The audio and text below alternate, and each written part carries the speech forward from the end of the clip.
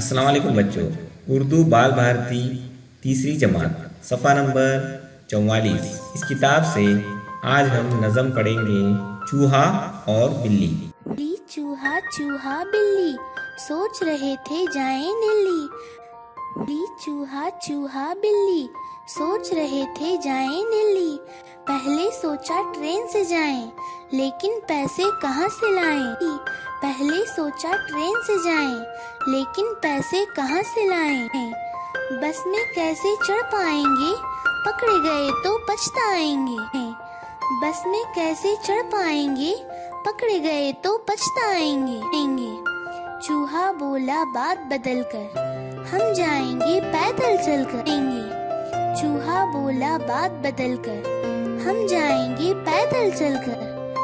सुनकर बिल्ली भी मुस्काई, फिर बोली हाँ ठीक है भाई। सुनकर बिल्ली भी मुस्काई, फिर बोली हाँ ठीक है भाई। खुश थे दोनों दिल में अपने, देख रहे थे रंगीन सपने। खुश थे दोनों दिल में अपने, देख रहे थे रंगीन सपने। लाल किले को चिड़िया घर को, हम देखेंगे हर मंजर को।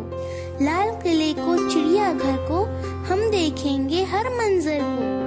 जामा मस्जिद अप्पू घर भी, लाट कुतुब की और सदर भी।